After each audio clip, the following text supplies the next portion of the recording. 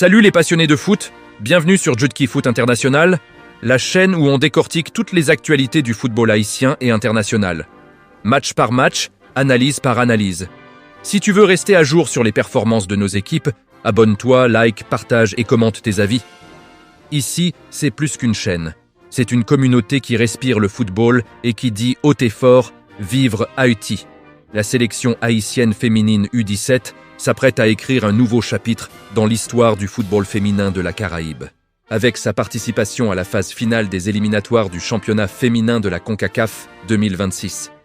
Tiré dans le groupe B, Haïti se retrouve face à deux adversaires régionaux représentant des défis précis pour accéder à la Coupe du Monde féminine U17 de la FIFA au Maroc.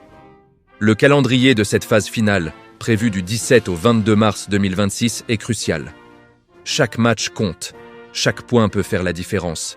Pour commencer, analysons la composition du groupe B. Haïti devra affronter Porto Rico et les Bermudes. Porto Rico, qualifié d'office en raison de son classement régional élevé, se présente comme un adversaire technique et discipliné.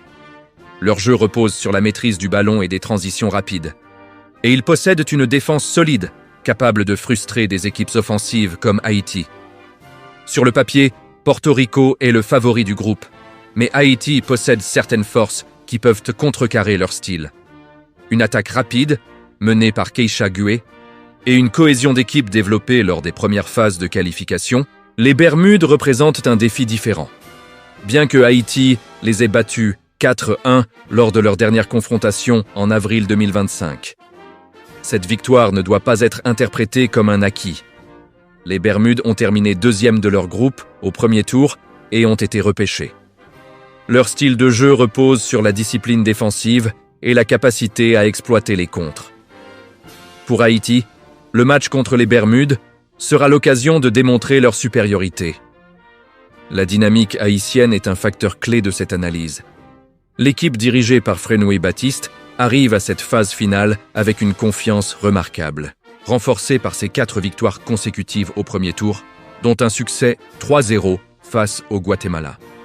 Cette série victorieuse a non seulement consolidé l'attaque menée par Keisha Gué, mais elle a aussi forgé une mentalité de gagnante au sein du groupe. L'efficacité offensive et la coordination collective de Haïti seront déterminantes pour affronter des équipes techniquement compétitives comme Porto Rico. Le format de la compétition accentue la pression, avec un système de poules où seuls les meilleurs performeurs se qualifieront pour le mondial. Chaque match est une finale potentielle. 3 vainqueurs de groupe et le meilleur deuxième des 3 groupes se qualifieront pour le Maroc 2026. Pour Haïti, l'objectif est clair. Terminer en tête du groupe ou, à défaut, être le meilleur deuxième. Cela implique non seulement de gagner des matchs, mais aussi de gérer les écarts de but et de maintenir une solidité défensive constante. Les matchs de poule du 17, 19 et 22 mars sont donc essentiels pour la trajectoire mondiale de cette génération de grenadières. Analyser les forces et faiblesses de Haïti dans ce contexte est primordial. Sur le plan offensif, l'équipe a montré sa capacité à créer et concrétiser des occasions, notamment grâce à la vitesse et à la technique de Keisha Gué. La créativité au milieu de terrain permet de relier défense et attaque avec fluidité. Cependant, la défense haïtienne devra être vigilante. Toute erreur peut être fatale face à des équipes capables de capitaliser sur des contre-attaques précises. La discipline tactique et la gestion du rythme du match seront donc essentielles pour assurer la qualification. Le calendrier de cette phase finale ajoute une dimension stratégique. Le premier match, prévu le 17 mars, sera crucial pour prendre un avantage psychologique. Un démarrage victorieux permettra à Haïti d'aborder les 2 matchs suivants avec une marge de manœuvre.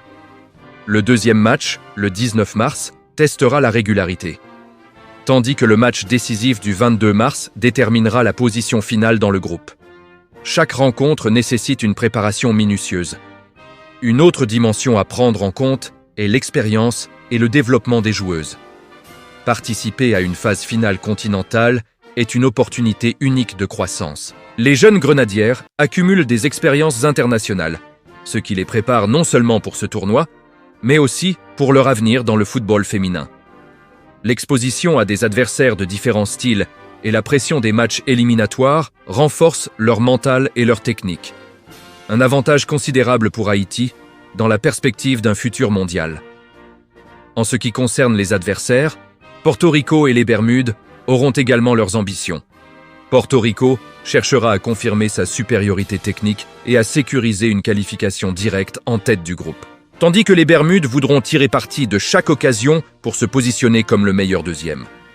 Haïti devra donc conjuguer intelligence tactique, discipline et efficacité offensive pour naviguer dans ce groupe compétitif. Les ajustements pendant les matchs, tels que les changements de formation ou l'utilisation stratégique des joueuses clés, pourront faire la différence. Le rôle de l'entraîneur Frénois Baptiste est également central. Sa capacité à motiver, à préparer et à ajuster l'équipe en fonction des situations de match sera un facteur déterminant. Son expérience dans la gestion des jeunes joueuses et sa compréhension du football caribéen permettent de construire une stratégie adaptée à chaque adversaire. L'équilibre entre offense et défense, l'exploitation des points faibles des adversaires et la gestion du stress et de la pression sont autant d'éléments sur lesquels le staff technique doit être vigilant. Enfin, cette phase finale n'est pas seulement un enjeu sportif.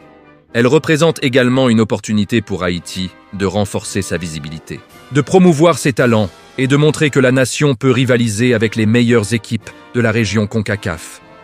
La qualification pour le mondial U17 Maroc 2026 serait un accomplissement historique et un tremplin pour le développement du football féminin haïtien. Chaque match, chaque but et chaque arrêt auront une signification qui dépasse le terrain, illustrant la passion et la détermination des grenadières. En résumé, le groupe B de la phase finale des éliminatoires CONCACAF 2026 est un véritable test pour Haïti, face à Porto Rico, un adversaire technique et solide, et aux Bermudes, un rival tactiquement discipliné mais battu précédemment. Les grenadières doivent faire preuve d'une attaque efficace, d'une défense rigoureuse et d'une gestion stratégique de leur match. L'expérience acquise, la confiance issue des victoires précédentes et la qualité individuelle des joueuses sont autant d'atouts qui peuvent propulser Haïti vers la Coupe du Monde. Les matchs du 17, 19 et 22 mars 2026 seront décisifs. Chaque action, chaque décision et chaque performance comptera. Pour les fans et le football haïtien, cette phase finale est bien plus qu'une qualification potentielle. C'est une affirmation de l'émergence de Haïti comme puissance montante du football féminin en Amérique du Nord, centrale et Caraïbes, et une promesse d'avenir radieux pour les générations à venir. La participation de la sélection haïtienne féminine U17 à la phase finale des éliminatoires du championnat féminin de la CONCACAF 2026 représente un moment charnière pour le football haïtien. Tiré dans le groupe B avec Porto Rico et les Bermudes, Haïti se retrouve face à un double défi. Affronter des équipes qui possèdent des profils différents tout en affirmant sa position comme puissance émergente. Porto Rico, avec sa maîtrise technique et sa discipline tactique, constitue un adversaire redoutable, tandis que les Bermudes restent un rival capable de créer la surprise.